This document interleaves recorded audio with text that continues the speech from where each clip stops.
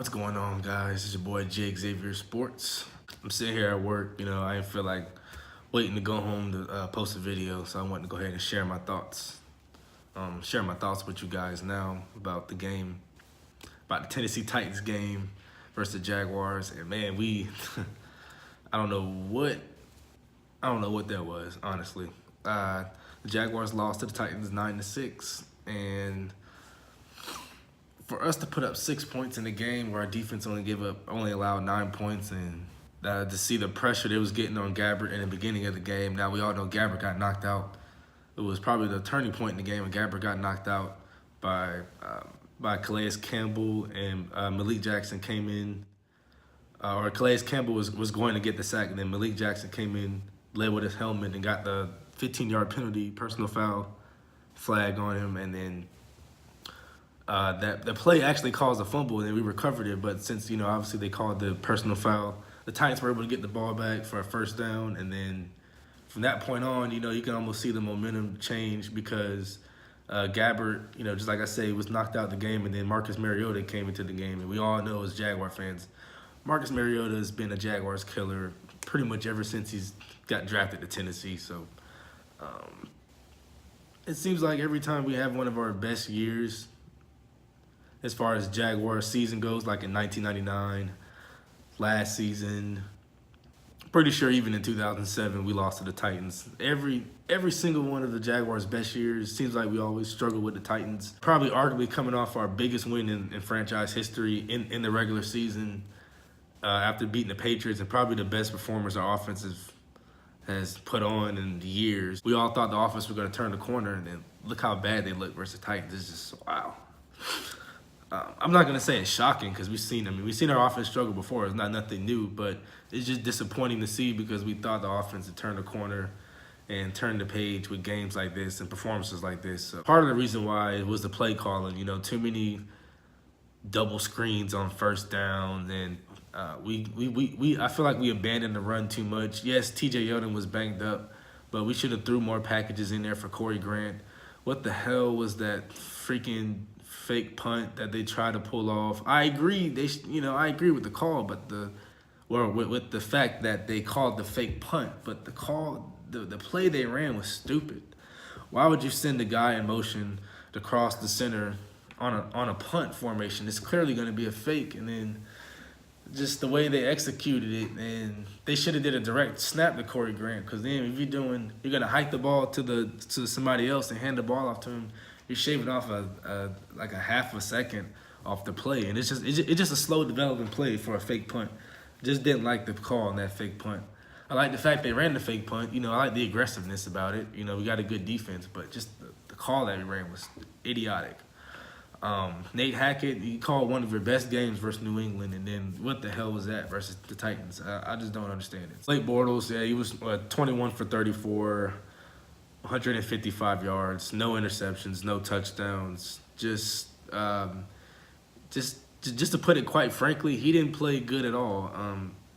We all know like Tennessee's defense is pretty good, right? And we had injuries on the offensive line. A.J. Cann wasn't playing. Obviously, Cam Robinson's out for the year. Then Leonard Fournette didn't play. He sat out with an injury. And T.J. Yeldon, even though he played, he was clearly injured throughout the game, and we can tell he was still dinged up. And we saw Corey Grant start the game, and Brandon Wilds played a little bit, but we know he's clearly not ready for this level of football. So, we don't trust him as much as the other running backs, clearly. So we have injuries too, so that was that played a big part in it. But Bortles, like on the third down throw to Keelan Cole, I think it was in the third quarter, got to convert those, and he had a couple of those throughout the game where we could have converted a first down, and we didn't because Bortles was just inaccurate with his throws. He was just very inaccurate. It was very disappointing to see the court, see how good he was versus the Patriots, and see him take a step back like this versus the Titans. I know he struggled versus the Titans.